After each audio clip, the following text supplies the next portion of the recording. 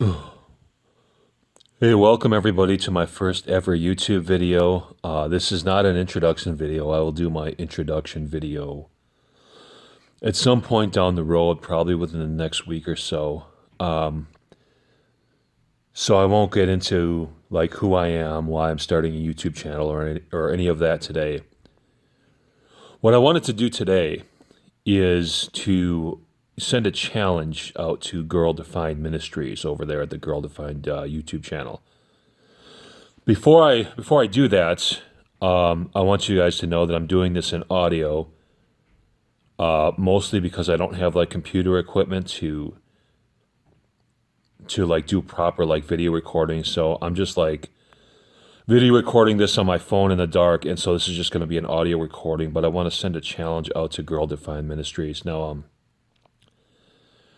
before I do that, I want to say that I've seen a lot of Girl Defined's videos, and I think that for the most part, they are a really good example to college age women. I think they do a really great job of presenting Jesus to college women and college people in general in so many ways.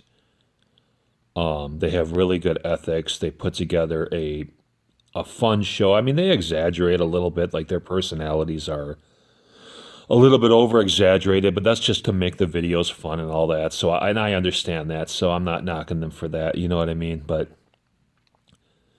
they are. I think they do a good job being a good example to young women, is what I'm trying to say.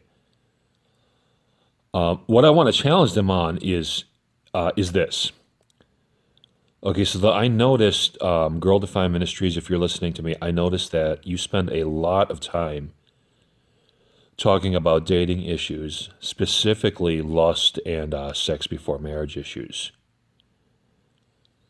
And my challenge to you is to go into your Bible and to re examine your position on sex before marriage and also on lust. And here's why I'm challenging you on this. A few years ago, I did just that. And you know, we grow up in the church, and we're kind of taught by proxy that sex before marriage is not only a sin, but it's like the worst sin that you can commit against God. You know what I mean? Like, pastors will talk about sins and stuff, but they always have like a more ominous tone in their voice when they're talking about lust, sex before marriage, stuff like that. And I've seen many a young woman's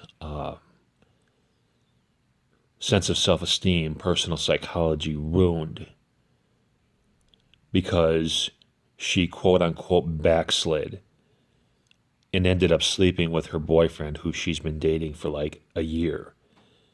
And now she thinks she's done just like the worst possible thing. You know what I mean?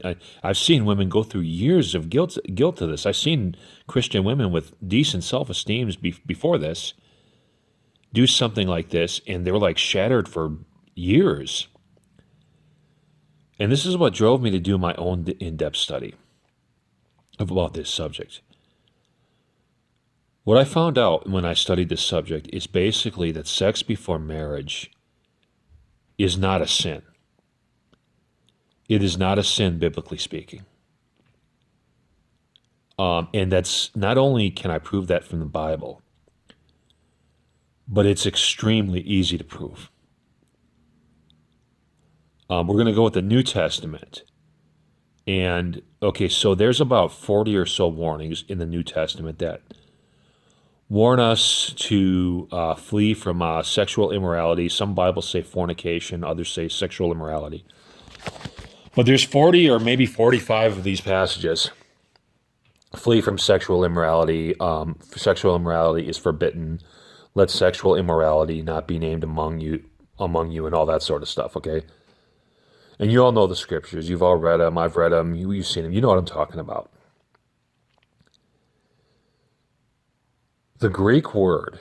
Okay, so you know the New Testament was written in Koine Greek. The Greek word behind sexual immorality or fornication, depending on your translation, is a term called porneia. It's where we get the English word pornography from.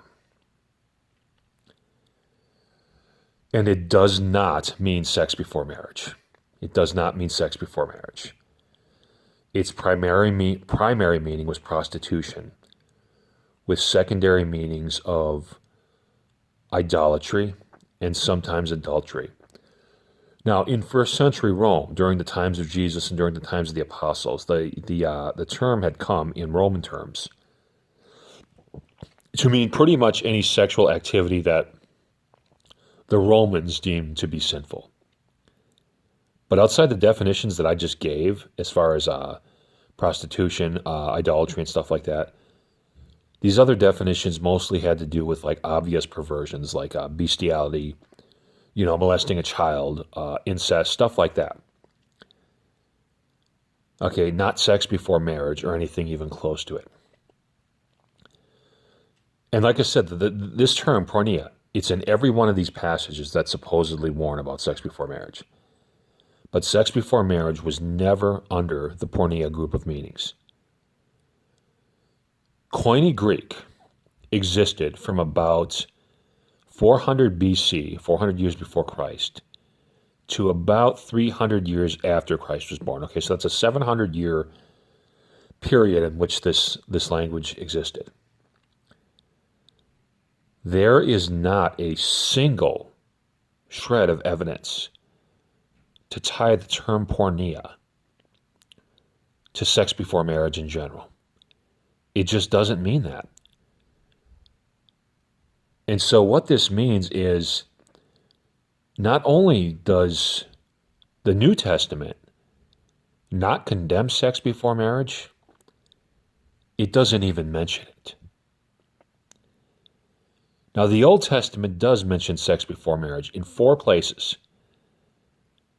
3 times in Deuteronomy, once in Exodus. All 4 of these mentions are in Jewish law, and all 4 of these mentions have a different, there's something else besides sex before marriage going on in there that's being forbidden. So that's the whole biblical evidence. If you really just look at the Bible and do an in-depth study, the only evidence you've got is Old Testament Jewish law. And even that evidence is shaky at best.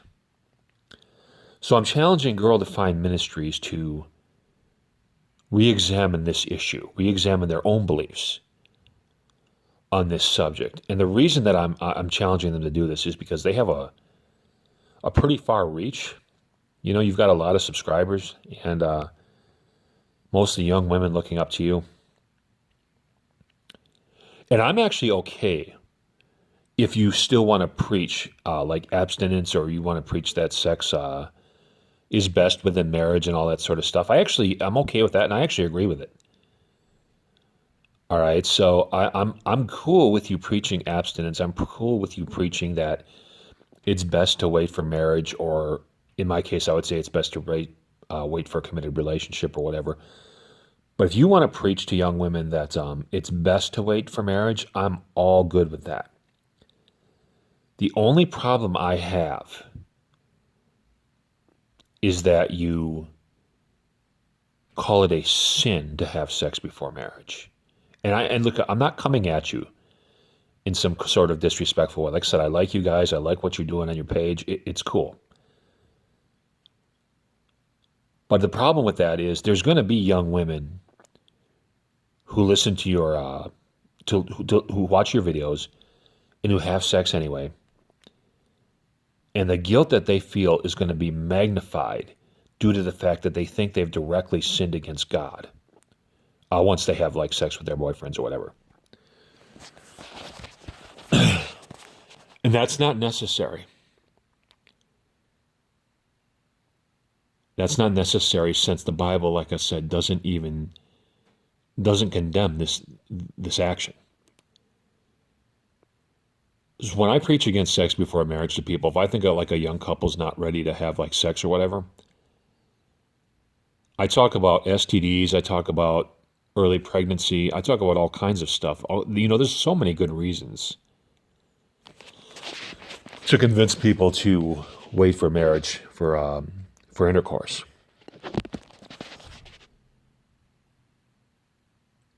without having to tell them that God is like dead set against this action. So my challenge to you is this: re-examine this issue. And I say the Greek term porneia, which is what all this rides on, because this whole concept of sex before marriage being a sin rides on the word porneia, okay? Because that's the word that comes up every single time in the New Testament, okay? If you can find a shred of evidence from the Roman era, from 400 BC to 300 AD, during the time the Koine Greek language existed, that ties the term porneia to sex before marriage in general, then I'm wrong, and you're free to continue to call sex before marriage a sin. But if I'm not wrong, if you can't find this evidence, but if the evidence I presented turns out to be true, my challenge to you is to stop calling this a sin, because just in doing that, you could be like ruining a young woman's like mental state in the future when she ends up like sleeping with her boyfriend. Okay, so, and I want you to know this challenge is in love, it's in respect. I respect the heck out of, I've seen a lot of your videos. I respect the heck out of what you guys are doing. You do a great job being both entertaining and basically scriptural examples of young women to other, and I know college women are your target audience, so you're a great example for college women for the most part, and I give you guys props. But in the interest of truth, I'm asking you to re-examine this issue using proper biblical exegesis and see what conclusions you come to. That's all for now. Thank you for listening to my sort of audio YouTube video here.